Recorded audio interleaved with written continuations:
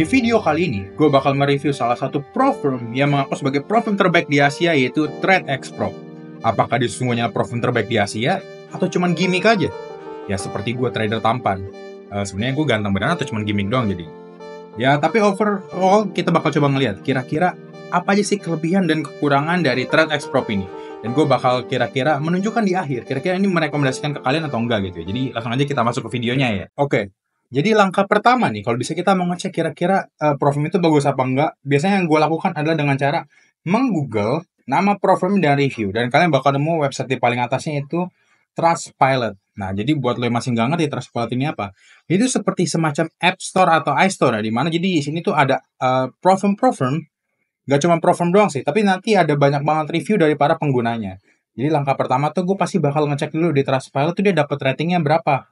Dan untuk TradeX Pro ini kita lihat dia dapat review 4,8 dari 5. Ya, which is bagus banget ya. Dan gue biasa juga sebelum itu gue bakal ngeliat lagi nih. Kira-kira nih yang ngasih bintang. Ini kalau kita lihat bintang paling rendahnya kan bintang 4 ya.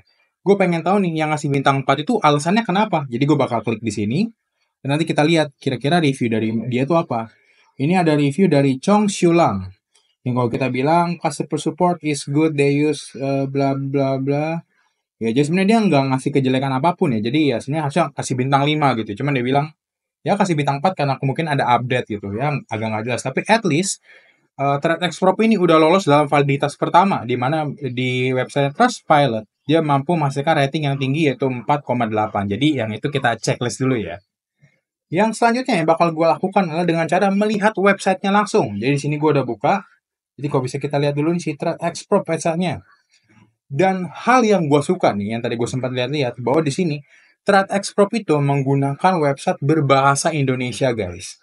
Jadi buat lu pada yang kira-kira tuh terbarrier sama bahasa Inggris gitu, yang nggak bisa bahasa Inggris. Nggak bisa bahasa Inggris. Lu bisa cocok banget nih buat pakai TradeX Pro, kan semuanya udah dijelasin pakai bahasa Indonesia. Jadi lu nggak perlu ribet-ribet lagi cari artinya itu apa. Jadi kita lihat dulu. Tahap pertama dia, oke, ini kayak pada umumnya dia ada komunitas Discord. Terus kita lihat lagi nih, dia ada penjelasan, dia ada trading sepanjang hari tanpa batas ya, sebenarnya unlimited trading days gitu ya. Terus ada fitur swing yang artinya lu boleh trading over the weekend, artinya Sabtu Minggu tetap megang posisi diperbolehkan. Drawdown berdasarkan saldo ya, bahasa Inggrisnya balance based drawdown, dan kompetisi setiap bulan, dan fitur stop loss tidak wajib. Jadi buat lu trader yang tanpa stop loss, lu bisa pakai si TradeX Pro ini. Kita scroll lagi ke bawah. Oke, dia jelasin evaluasinya.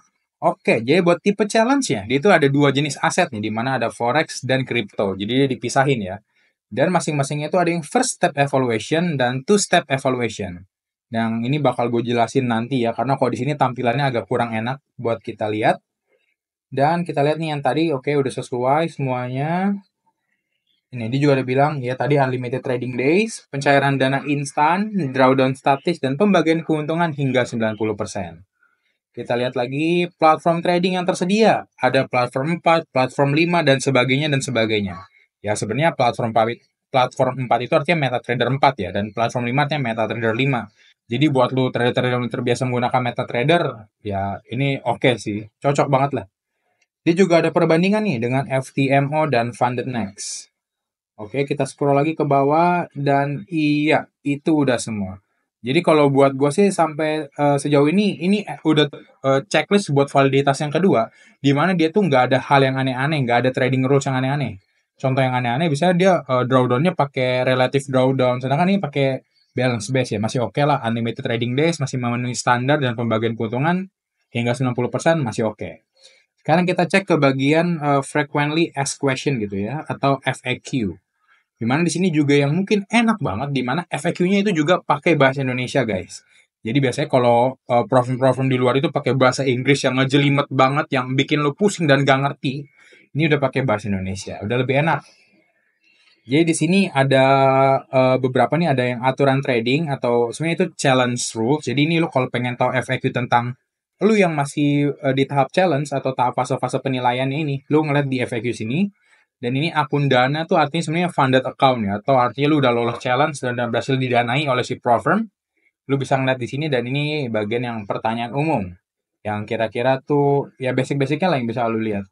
Dan mungkin yang pengen gue highlight di sini adalah di mana dia itu menggunakan untuk daily drawdown yaitu end of day drawdown. Ya, seperti video sebelumnya yang gue jelasin di video tentang 4 tipe drawdown. Jadi dia itu menggunakan drawdown di mana batas rugi hariannya terus bergerak berdasarkan hari sebelumnya. Jadi kayak ini kalau kita baca pengertiannya, batas kerugian harian adalah jumlah kerugian maksimal Anda dalam satu hari. Batas kerugian harian dihitung berdasarkan saldo akhir hari sebelumnya yang disesuaikan pada pukul 5 PM EST. Batas kerugian harian akan bertambah seiring dengan peningkatan saldo akun Anda. Jadi ya kalau bisa saldo lu naik terus, daily drawdown lu tetap ngikutin terus. Dan sedangkan kalau misalnya saldo lu turun, daily drawdown juga bakal ikut turun sampai mentok di max drawdown-nya. Dan ya itu lu bisa baca kalau tertarik buat ikutnya. Dan sekarang kita mau masuk nih ke tahap pembahasan si challenge-nya ini. Jadi kalau kita lihat lagi di sini ada terbagi jadi dua ya, ada forex dan crypto. Gue bakal bahas dari si forex-nya dulu aja karena ya gue yakin major of yang lu di sini pasti lebih banyak trading di forex ya. Jadi dibagi nih jadi dua, ada one step evaluation dan two step evaluation. Ya seperti namanya aja lah. Kalau one step evaluation, lu cukup lolos satu kali aja langsung dapat pendanaan dari si pro firm. Sedangkan di two step evaluation, lu perlu lolos 2 kali baru sampai tahap funded. Nah sekarang kita lihat nih, kira-kira apa sih yang membedakan di antara dua challenge ini? Kita dari yang first step dulu ya. Di sini, lu profit targetnya itu 10%, max drawdown-nya di 6%, dan daily loss limit-nya di 5%. Buat profit share-nya 80%, lu boleh memegang posisi di hari Sabtu dan Minggu dan bisa memilih dari berbagai macam platform. Sedangkan untuk yang two-step evaluation, step satunya itu profit target lu ada di 8%. Dan step 2-nya profit target lu ada di 5%, max drawdown 8%, dan ya sisanya sama lah ya, bla bla bla gitu. Dan di sini, sebenarnya gue menyaranin dulu kalau lu pada, sebenarnya gue lebih ngerekomendasin buat lu ikut yang two-step evaluation. Kenapa? Karena meskipun kayak terkesannya kan lebih lama, kita harus lolos 2 kali di challenge-nya. Tapi kalau kita lihat dari perbandingan risk to reward-nya, ini lebih masuk akal. Kalau bisa lu lihat nih ya, di first step evaluation, lu target profitnya 10%. Tapi batas maksimal lu rugi cuma 6%. Itu secara risk to reward itu udah negatif. Jadi kayak ya emang sih lu cepet sekali lolosnya langsung dapat akun funded. Tapi ya kemungkinan lu gagal di sini lebih tinggi lagi. Jadi mendingan lu pakai yang dua step ini ya at least ini perbandingan risk to rewardnya masih stabil lah 1:1. Dimana buat step satunya 8% dan max drawdown lu 8%. Dan malah di step keduanya target profit lu itu cuma 5% doang dan max drawdown-nya masih di 8%. Jadi secara risk to reward tuh lebih masuk akal. Nanti juga bakal kita bandingin dari sisi harga ya. Tapi setelah kita ngecek dulu nih di bagian yang si kriptonya ini. Jadi di sini untuk lu pada trader-trader yang terbiasa trading di mata uang digital atau kripto, dia ada performanya tersendiri. Di mana untuk one step evaluation-nya, lu profit targetnya itu 9%. Max drawdown-nya di 6%. Dan di sini nih yang perlu gue garis bawain adalah adanya max daily gain or loss range. Yaitu lu selama sehari itu nggak boleh profit lebih dari 3% ataupun rugi lebih dari 3%. Ya, ini agak mirip-mirip sama consistency rules lah ya. Dimana di sini profit share-nya lebih gede yaitu 90% dan lu boleh trading di hari Sabtu dan Minggu.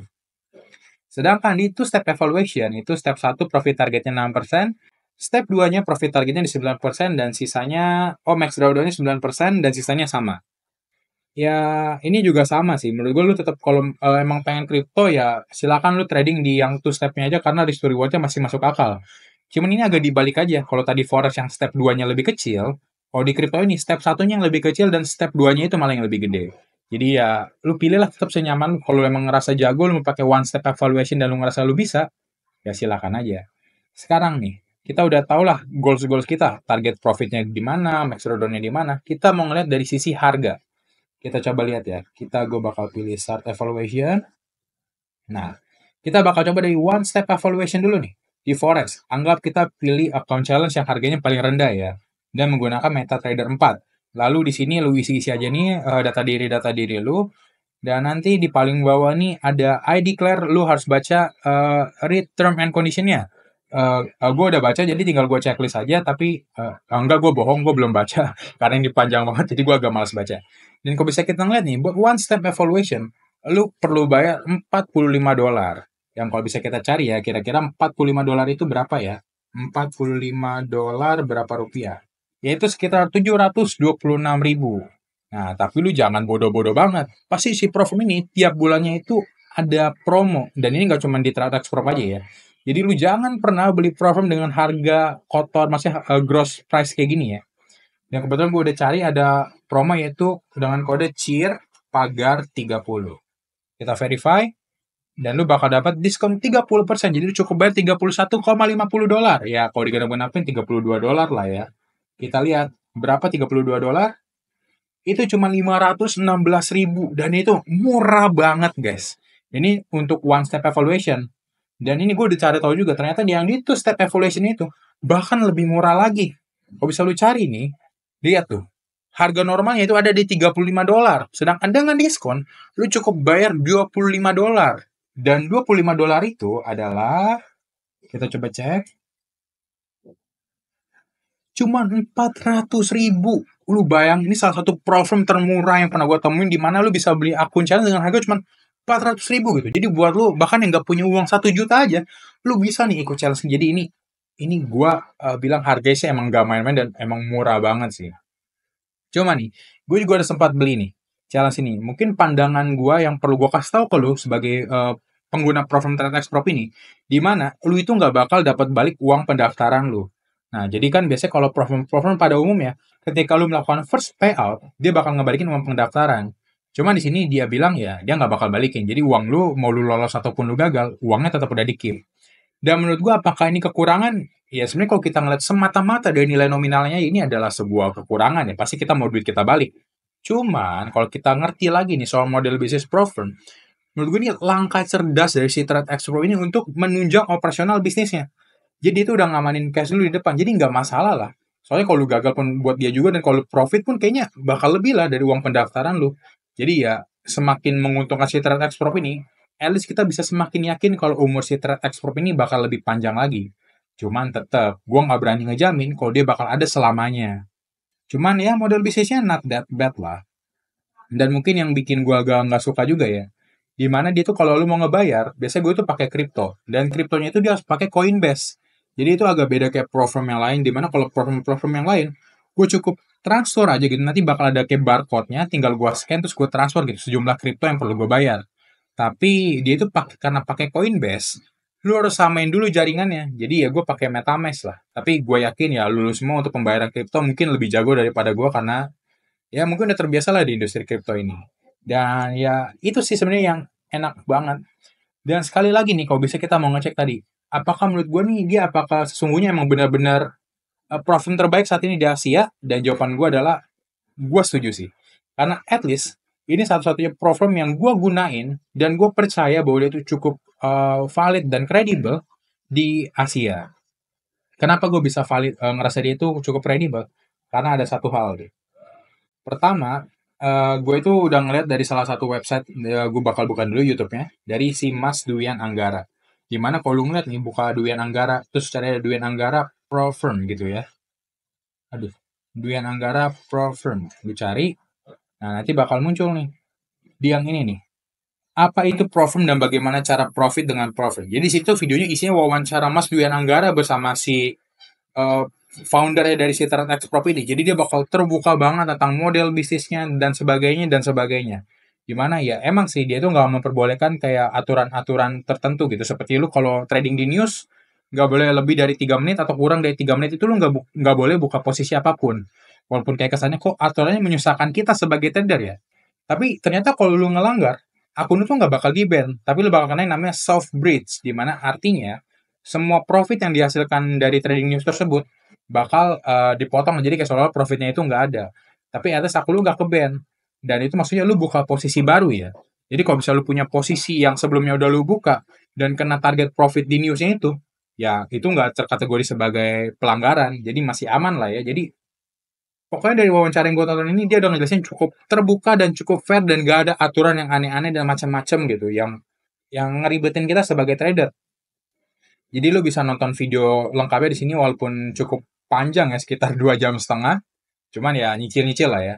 Ya, walaupun begitu Mas Diwan Anggara sih tetap nggak bisa ngejamin kalau apakah dia tetap bakal ada selamanya atau enggak. Cuman at least ada pionir lah di toko forex yang merekomendasikan si Trade Pro ini. Jadi gue cukup berani.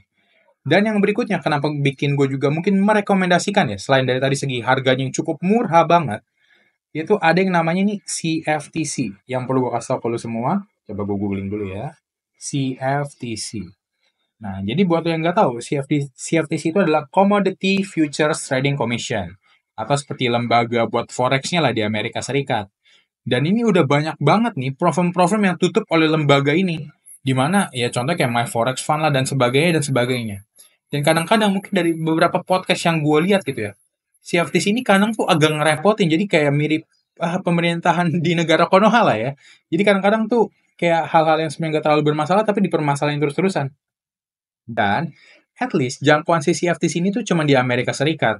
Dan si Straight Exprop ini kan dia berbasisnya di Malaysia nih, dia kantornya. Jadi dia nggak bakal kena jangkauan permasalahan legalitas yang ngejelimet lah dari CFTC ini. Tapi bukan berarti si Straight Exprop ini nggak ada legalitasnya ya. Karena juga ada legalitasnya tapi berdasarkan aturan ya di negara Malaysia lah. Jadi menurut gue ini hal yang menurut oke juga. Karena selain dia itu nggak bermasalah sama CFTC dan lokasinya itu di Asia itu sangat mengenakan kita. Kenapa? Karena kalau bisa lu buka contohnya FTMO dan lu buka nih ya FTMO mana ya kita lihat. Nah ini kita buka ya FTMO dan lu bisa baca di websitenya apa. FTMO does not offer atau provide services to users in Indonesia. Nah, jadi buat lo yang nggak tahu, FTMO itu udah ngeblokir Indonesia. Jadi orang-orang Indonesia yang citizennya di Indonesia udah nggak boleh lagi buat beli challenge di FTMO ini. Dan lu bayangin deh, lu udah capek-capek keluarin duit, lu udah lolos tahap challenge-nya, lu udah sampai tahap akun funded, dan tiba-tiba negara lu diblokir. Dan lu bahkan nggak bisa request buat ganti uangnya balik gitu. Walaupun dia bilang ya bakal diganti nantinya atau gimana ya. Cuman percaya sama gue itu bakal susah banget, lalu prosesnya bakal lama-lamain. Jadi at least kita cari aman dulu dengan pilih program yang ada di Asia. Jadi at least negara kita Indonesia ini nggak bakal diblokir. Seperti kasusnya juga ada The Funded Trader yang ngeblokir negara Malaysia dan ya FTMO tadi yang ngeblokir negara Indonesia gitu. Jadi ya cukup sulit lah ya. Dan sebagai kesimpulan, apakah gue merekomendasikan Trade Exprop ini untuk lu gunakan? Maka jawabannya adalah iya. Karena dari tadi yang kita ngeliat reviewnya, dari websitenya Trustpilot, dia dapat bintang yang cukup tinggi, yaitu 4,8. Dan kita udah jelajahin website yang pakai bahasa Indonesia, itu nggak ada trading rules yang aneh-aneh lah. Jadi nggak bakal menyusahkan kita sebagai trader. Dan faktor ketiga adalah yang paling penting juga, harganya itu murah banget. Kapan lagi lu bisa ikut program dengan budget kurang dari Rp500.000? Dan mungkin yang terakhir adalah karena dia itu berlokasi di Asia. Jadi at least negara kita tuh nggak bakal keblokir lah kayak kasusnya si FTMO ini. Dan buat make sure lu lagi biar lebih yakin sama kata-kata gue tadi, gue nggak bakal ngasih affiliate link apapun buat lu ikut si Trade Exprop ini. Jadi silakan lu buka websitenya sendiri dan gue nggak bakal dapet keuntungan sepeser pun dari mendaftarnya lu dengan si Trade Exprop ini. Karena gue mau menjaga supaya penilaian gue tetap objektif. Jadi kalau nanti ke depannya si Trade Exprop ini bakal bertingkah aneh-aneh atau menyusahkan trader seperti kita, ya lu bakal jadi orang pertama yang mendapatkan informasi tersebut. Asal lu udah subscribe channel ini. Dan ya mungkin itu aja yang bisa gue sampaikan. Thank you and see you on the next video. Bye-bye.